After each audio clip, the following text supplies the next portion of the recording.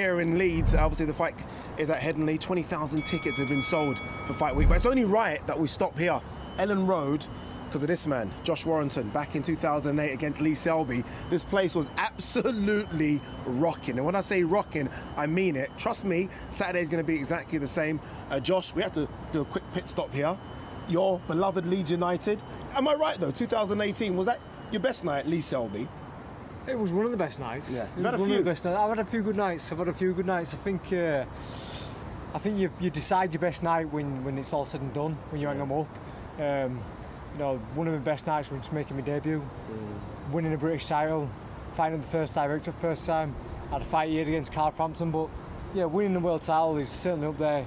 To paint a picture, it was a red hot day. FA Cup final, Royal wedding, and Leeds had its first male world champion. I had the Kaiser Chiefs playing me out, Lucas Radibi doing ring walk with me, and a build-up what had been going on for a long time with Lee Selby.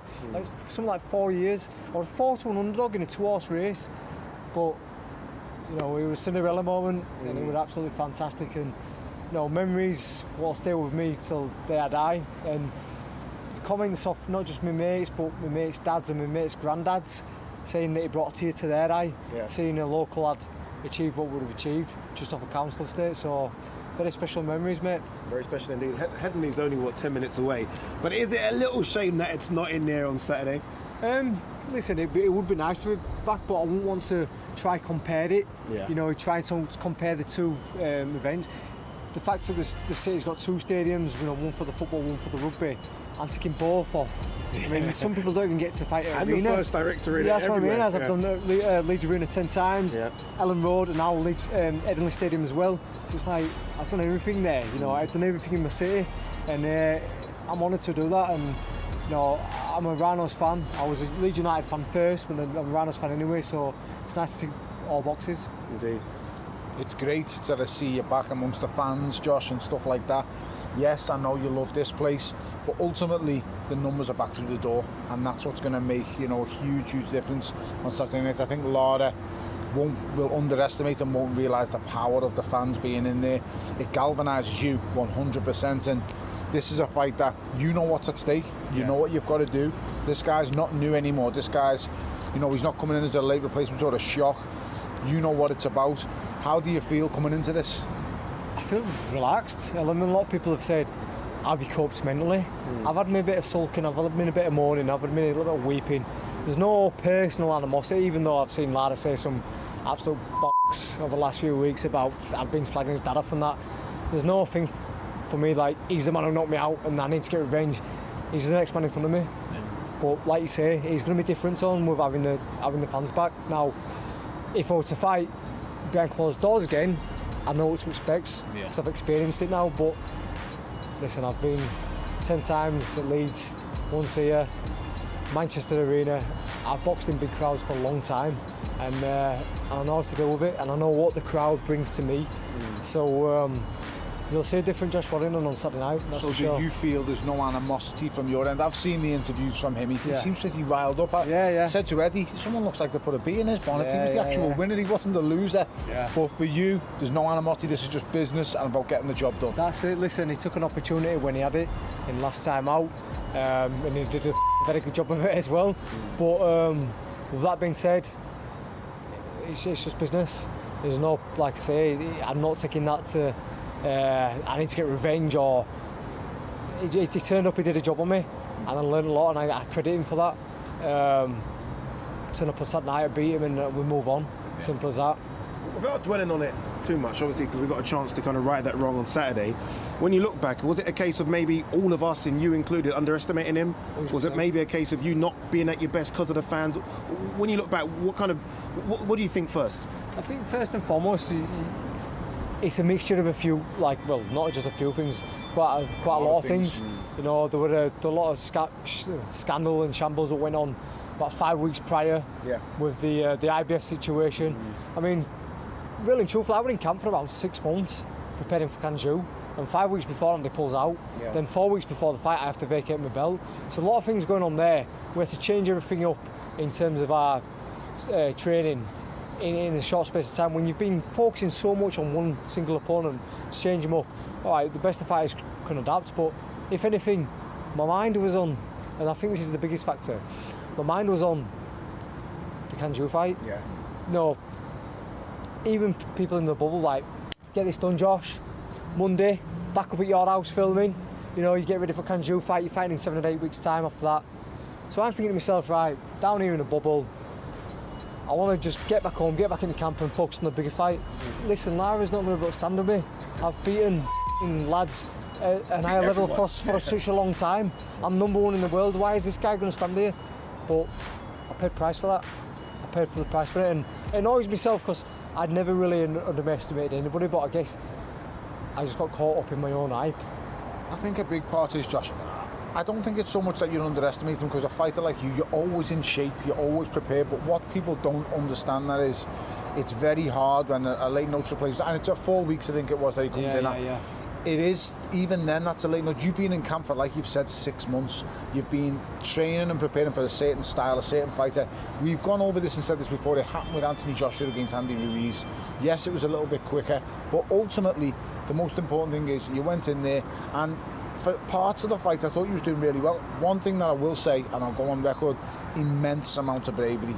One thing you've proven is there's nothing wrong with that. You've shown us all that you can use that in fights. You've got an unbelievable work rate, a desire, but no one knew, can this guy get up? Does he want to carry on fighting when it gets hard?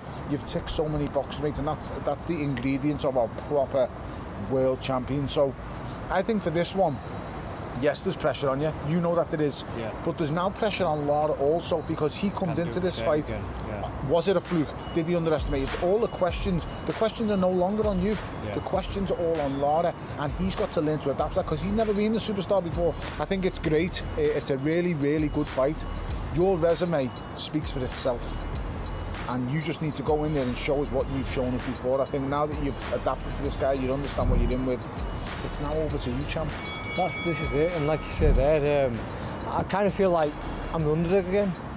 Yeah, I feel like there's... Riles you up. Yeah, most definitely. It's kind of like in the pandemic, I've been swept under the carpet. I've kind of been forgotten about. It's like 2 years ago, I'd beaten Selby, Frampton, Galahad in my mandatory.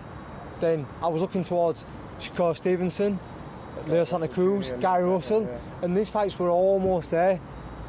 Left Frank Warren, signed with Matchroom, and yeah, these fights are going to be delivered. We're going to start off at Headingley Stadium.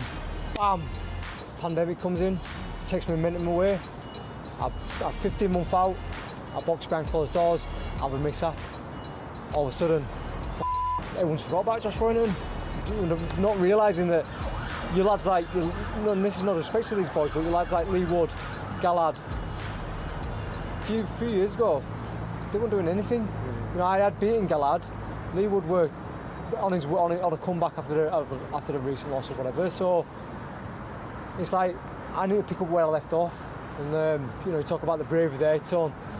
I think that's sort of always known that it was there. It's just a case of showing it to folk. But it's a case of kind of like how AJ came back for a few months.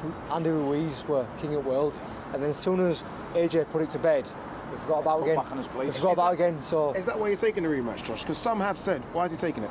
Doesn't need to, right? You look at other fighters in the past. Amir Khan springs to mind, that fight against Prescott. Amir Khan swerved the rematch, I think we can all admit that, and then went on to have a great career. You don't need to do this. I mean, there's no world title on the line. Is it a case of wanting to put this one to bed, then move on? Yeah, that's it. It's for my mentality. Yeah. For my mentality, you know, it's just, I'm a proud man. I'm proud of my record. And I feel like I'd be doing all the other fighters injustice. You know, just getting blasted out the way that I did against him. And it'd pain me if he came over here and I seen someone else, you know, beat him up. Yeah. I remember I boxed Dennis Taberon 2015, and I made hard work of what should have been a steady fight. And I feel like I've been here before. And then a few months later, Mitchell Smith blasted him out in a round, and I would have done that sofa. Honestly, I couldn't leave the house for weeks. Like, that guy who you boxed, Josh, didn't he get knocked out in his last fight in a round? Like, yeah, he did. Mitchell done the same with Brady's Prescott. Brady's Prescott. So it's styles make fights, and it's horses for courses. How do you think, coming into this fight, now, how will you approach it? I don't want you to tell us your game plan, obviously, but you know, tell us how you've approached it. Tell us what kind of things you've done differently in training. Because I'm sure, well, I know, speaking from experience, a loss either makes you or breaks you. And now, speaking from the outside looking in, I think it'll be the making of you. I think you've experienced things that you haven't experienced before. You know you've got it in the locker. What is it you think to do different, or what have you done differently in training for this one? I think more than anything, it's just the approach mentally. Do you know, the approach mentally. Don't take it as a given. Like, I think that in the first fight, it was just a case of like land all my shots. I feel strong. I'm always fit for 12 rounds. He will be living my pace, blah blah, and not really concerned about what was coming back. Whereas anyone else I've boxed, I've always had a little bit of fear factor.